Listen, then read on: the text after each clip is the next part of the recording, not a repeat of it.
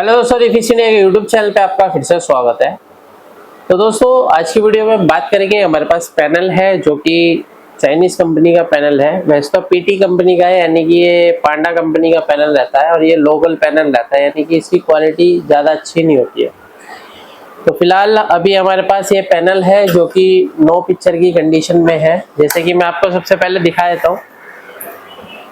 यहाँ पे क्या है, ये पैनल अभी नो पिक्चर की कंडीशन में है। तो अभी क्या है, इस पैनल को किस तरीके से हम चेक करेंगे, किस तरीके से हम इसको रिपेयर करेंगे, तो ये सारी चीज़ें इस वीडियो के अंदर हम देखने वाले हैं। क्योंकि पैनल में क्या होता है, अलग अलग तरीके की प्रॉब्लम हमारे को देखने के लिए मिलती है। बहुत सारे पैनल आते हैं जिसके अंदर गेट लाइन शॉर्ट हो जाती है, बहुत सारे पैनल आते हैं जिसके अंदर गेट कॉफ खराब हो जाती है, कई बार पैनल आता है डीसी टू डीसीआईसी खराब हो जाती है। तो ये सारी चीज़ें हमारे को चेक करने के बाद ही पता लगता है। काफ़ी सारे टेक्नीशियन का कॉल आता है कि ये चीज़ की दिक्कत है, कैसे सॉल्व होगी। तो देखिए, मैं आपको बताना चाहता हूँ कि जब तक हम लोग उसको चेक नहीं करते, जब तक उसकी सिचुएशन हमें दिखती नहीं है, तो प्रॉब्लम पता नहीं लग पाती कि प्रॉब्लम है क्या। तो अभी इसी तरीके से मेरे पास ये पैनल है, जिसको हम चेक करते हैं और देखते हैं किस तरीके से इसको रिपेयर कर पाएंगे। तो जैसे कि मैं आपको दिखा देता हूँ। सबसे पहले ये जो पैनल है, इसका नंबर मैं आपको दिखा देता हूँ। पैनल का जो नंबर है, यहाँ पे आप ये देख सकते हैं, PT 320 पैनल है ये। यहाँ पे इसका नंबर है और इसको चेक करने की कोशिश करते हैं और देखते हैं क्या कंडीशन इसकी है।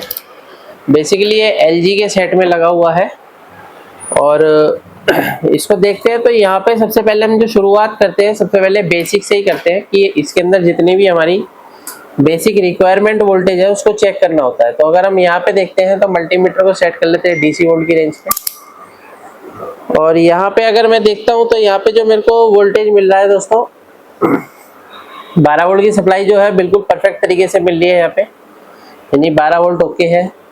और ये जो 12 वोल्ट की सप्लाई हमारी DC टू DCIC में जाती है। इस IC के अंदर जो इस पैनल में जो IC का यूज किया गया है, LP6283 का यूज किया गया है, यानी कि DC टू DCIC है।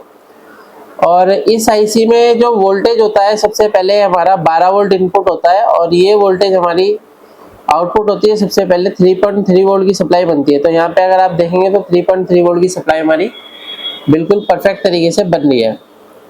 यानी कि 3.3 वोल्ट ओके होने के बाद होगा क्या कि ये जो वोल्टेज है जाती है हमारी टीकॉन IC के अंदर और रोम IC के अंदर। तो यहाँ पे देखेंगे तो ये हमारी रोम IC की पिन नंबर 8 पे ये वोल्टेज हमारा मिल रहा है। और यहाँ पे देखेंगे तो हमारी टीकॉन IC के अंदर जो वोल्टेज आ रहा है 1.2 वोल्ट की सप्लाई जा रही है और यहाँ पे देखेंगे 1.2 वोल्ट इनपुट हो रहा है। और यहाँ पे जो देखेंगे तो हमारे को 3.3 वोल्ट की सप्लाई इनपुट मिल रही है। यानी कि जो हमारी टीकॉन IC है, इसकी वोल्टेज रिक्वायरमेंट ओके है, यानी कि 3.3 वोल्ट और 1.2 वोल्ट दोनों वोल्टेज इसकी परफेक्ट है। और इसके बाद क्या होता है दोस्तों, ये हमारी इनेबल वोल्टेज भेजती है, जिससे कि हमारा VGS VGL AVDD तैयार होता है। तो सबसे पहले AVDD वोल्टेज अगर हम यहाँ पे चेक करेंगे तो यहाँ पे अगर आप देखेंगे तो हमारे को जो AVDD वोल्टेज मिल रहा है, यहाँ पे देखेंगे तो AVDD वोल्टेज अभी हमारे को यहाँ पे नहीं मिल रहा है। यहाँ पे देख सकते हैं आप। और ये AVDD वोल्टेज जो जाता है, यहाँ पे देखेंगे तो एक MOSFET लगा हुआ है। तो MOSFET की अगर हम गेट पे और सोर्स पे दोनों पे चेक करेंगे तो ये वोल्टेज हमारे को हाई मिल रहा है। यानी कि दोनों जो इस MOSFET का गेट है, उस गेट पे अगर हम देखते हैं तो हमारे को यहाँ पे वोल्टेज जो मिल रहा है वो हाई मिल रहा है, यानी कि 12 वोल्ट ही मिल रहा है। और जब तक यहाँ पे 12 वोल्ट रहेगा गेट पे, तो जब तक हमारा ये वोल्टेज आउटपुट नहीं करेगा। यानी कि अगर आप देखोगे तो VA यहाँ पे लिखा हुआ है, यानी कि AVDD का पॉइंट है। और इस पॉइंट पे क्या है, जब तक AVDD यानी बूस्ट वोल्टेज नहीं आएगा तब तक हमारा ये जो पैनल है वो काम करना स्टार्ट नहीं करेगा। क्योंकि यहाँ पे होता क्या है कि यहाँ पे जो वोल्टेज हमारी बनती है वो बूस्ट वोल्टेज बनती है, यानी कि जैसे 14 वोल्ट, 15 वोल्ट, 18 वोल्ट, इस तरीके से यहाँ पे वोल्टेज जो है बनना चाहिए। लेकिन जब तक यहाँ वोल्टेज नहीं आएगा तब तक हमारा चार्ज पंप सर्किट काम करना स्टार्ट नहीं करेगा, जिसके अंदर हमारा देखेंगे तो VGL का सर्किट है। तो अगर हम VGL के पॉइंट पे देखेंगे तो VGL पे हमारे को -6 वोल्ट की सप्लाई मिल रही है। VGL हमारा ओके है। और अगर VGS देखते हैं तो VGS पे हमारे को कोई भी वोल्टेज नहीं मिल रहा है। अब जाहिर सी बात है, VGH हमारा जब ही काम करेगा जब हमारा AVDD यहाँ पे पहुंचेगा। तो इस कंडीशन में क्या है कि पैनल हमारा नो पिक्चर की कंडीशन में रहेगा। तो ये जो कंडीशन है, अब इसके अंदर ये भी हो सकता है कि हमारी DC टू DC IC खराब हो जाती है, तब भी ये दिक्कत मिलती है। तो इस पैनल में थोड़ी सी अच्छी बात ये है कि अगर आपके पास सीमेटिक नहीं है और आप इसकी इनेबल वोल्टेज चेक करना चाहते हैं, तो यहाँ पे क्या है, इसका एक पॉइंट दे रखा है पावर ऑन। यहाँ पे आप ये देख सकते हैं पावर ऑन का पॉइंट दे रखा है। तो यहाँ पे हमारे को जो वोल्टेज मिलना चाहिए, देखिए यहाँ पे हमारे को 3.3 वोल्ट की सप्लाई मिलनी चाहिए। और ये जो 3.3 वोल्ट की सप्लाई है दोस्तों, ये जो आती है इस रेजिस्टेंस के द्वारा आती है। अब यहाँ पे रेजिस्टेंस में वोल्टेज नहीं मिल रही है, और रेजिस्टेंस की दूसरी साइड अगर मैं चेक कर रहा हूँ तो यहाँ पे भी वोल्टेज हमें नहीं मिल रही है, यानी कि यहीं पर हमारी जो वोल्टेज है वो नहीं आ रही है। और ये जो वोल्टेज हमारी आनी चाहिए, ये जो वोल्टेज आती है हमारी टीकॉन IC से आती है, तो इस कंडीशन में देखिए चांस रहता है कि टीकॉन IC हमारी खराब हो सकती है, या तो टीकॉन IC खराब है, टीकॉन IC हमारे को रिप्लेस करनी पड़ेगी, क्योंकि जब तक यहाँ से इनेबल वोल्टेज नहीं निकलेगा तब तक हमारा DC टू DC सर्किट जो है वो काम नहीं करेगा। अभी क्या है कि इसको हम अलग से अगर वोल्टेज दे के देखते हैं तो इसको हम सेल्फ इनेबल करके देखते हैं। तो सेल्फ इनेबल क्या होता है, यानी कि टीकॉन IC काम करे या ना करे, पावर लगाने के बाद यहाँ पे वोल्टेज जो है हमारी बूस्ट हो जाएगी। तो बूस्ट जब हो जाएगी जब हम इसको सेल्फ इनेबल करेंगे। तो सेल्फ इनेबल करने के लिए दोस्तों यहाँ पे क्या करना पड़ेगा हमारे को, देखते हैं कि यहाँ पे हमारे पास क्या चारा बचता है। तो यहाँ पे अगर हम देखते हैं तो ये जो पॉइंट है, इस पॉइंट पे देखिए मेरे को यहाँ पे 3.3 वोल्ट मिल रहा है, और ये जो 3.3 वोल्ट है ये हमारे इस रेजिस्टेंस से होता हुआ जा रहा है। तो रेजिस्टेंस की अगर हम टेस्टिंग करते हैं, मल्टी सेट को हम ऑफ कर लेते हैं, और ऑफ करने के बाद यहाँ पे अगर मैं रेजिस्टेंस को चेक करता हूँ तो रेजिस्टेंस देखिए मेरे को यहाँ पे लो वैल्यू की रेजिस्टेंस मिलनी चाहिए। तो यहाँ पे अगर हम देख रहे हैं तो यहाँ पे हमारे को रेजिस्टेंस की हाई वैल्यू मिल रही है।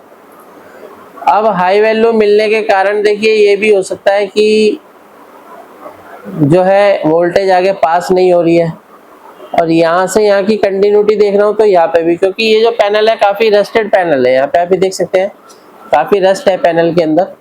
तो कई बार क्या होता है कि ट्रैक इसके गलने शुरू हो जाते हैं, जिसकी वजह से इस तरीके की दिक्कत हमारे को मिल सकती है। तो अभी क्या है कि हम यहाँ से एक ट्रैक को डायरेक्ट जोड़कर ट्राई करेंगे और उसके बाद देखते हैं क्या कंडीशन रहती है। तो डायरेक्ट जोड़ने के लिए सबसे पहले हमारे पास एक वायर ले लेते हैं ताकि हम प्रॉपर तरीके से उसको जोड़ सकें। तो ये मेरे पास एक वायर है।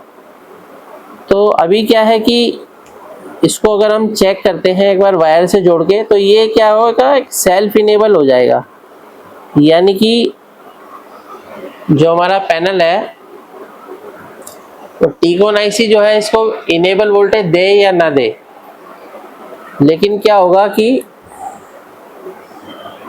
हमारे जो DC टू DC सर्किट है वो काम करना स्टार्ट कर जाएगा, लेकिन वो उस कंडीशन में होगा कि जब हमारी DC to DC IC okay होगी। अगर DC टू DC IC आपकी ख़राब है तो उस कंडीशन में DC to DC IC replace करनी पड़ेगी, जिससे कि क्या होगा कि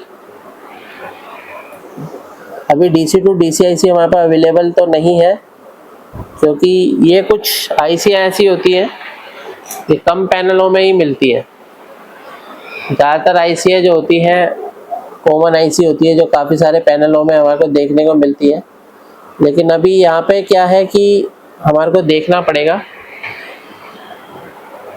तो यहाँ पे हम इसको थोड़ा सा सफाई से काम करने की कोशिश करेंगे, क्योंकि ये जो पैनल है ऑलरेडी काफ़ी रस्टेड है, और अगर ये शॉर्ट हुआ तो इसके चांस फिर ना के बराबर हो जाएंगे। तो अभी मैं यहाँ पे एक सोल्डिंग कर लेता हूँ इस पॉइंट पर और इस पॉइंट पर, और देखते हैं क्या बन पाता है हमारे से। यहाँ पे हम थोड़ा सा सोल्डिंग कर लेते हैं ताकि जो है इसको हम लगाते हैं यहाँ पर। तो ये हमारा शोल्डर है, तो शोल्डर हम लगा लेते हैं। रेजिस्टेंस ही गायब हो गया है, कोई बात नहीं, हम रेजिस्टेंस के पॉइंट पे लगा लेते हैं। इसको हम यहाँ पे लगाते हैं, तो ये हमारा यहाँ पे लग गया है। और दूसरा पॉइंट हम इस रेजिस्टेंस के अगले पॉइंट पे लगाते हैं। ये देखिए,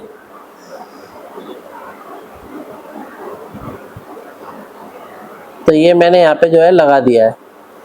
अब लगाने के बाद दोस्तों यहाँ पे हमारे को एक चीज़ देखनी है, क्योंकि जब भी आप काम करते हैं तो इसके अंदर देखिए हैंड स्किल सबसे ज़्यादा यूज़ में आती है। हैंड स्किल अगर आपकी अच्छी है तो पैनल आप आसानी से रिपेयर कर सकते हैं। तो अभी हम पावर ऑन पे चेक करते हैं। देखिए पावर ऑन पे कितना वोल्टेज आ रहा है, फिर से सेट करते हैं, 3.3 वोल्ट आ रहा है। और AVDD पॉइंट पे अगर हम देखते हैं बना या नहीं बना, तो अभी देख सकते हैं यहाँ पे 16 वोल्ट की सप्लाई हमारी बन रही है। और अभी हमारा जो गेट हाई हो रहा था तो ये लो हो गया है, यानी कि 10 वोल्ट हो गया है। और यहाँ पे देखेंगे तो इस पॉइंट पे भी हमारा AVDD वोल्टेज आ गया है। तो यानी कि क्या है, हमारा VGS विजुअल AVDD भी देखिए यहाँ पे 33 वोल्ट बन गया है।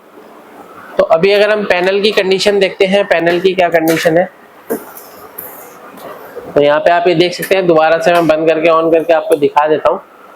तो पैनल अभी हमारा बिल्कुल फर्स्ट क्लास तरीके से चल रहा है। तो बस इतनी सी दिक्कत थी और ये पैनल नो पिक्चर की कंडीशन में था। अगर आपके पास भी इस तरीके के पैनल रिपेयर होने के लिए आते हैं, आपको रिपेयर करने में प्रॉब्लम आती है, तो आप हमारी ट्रेनिंग को ज्वाइन कर सकते हैं। वीडियो अगर आपको पसंद आए तो वीडियो को लाइक करें, शेयर करें, कमेंट करें। Thank you.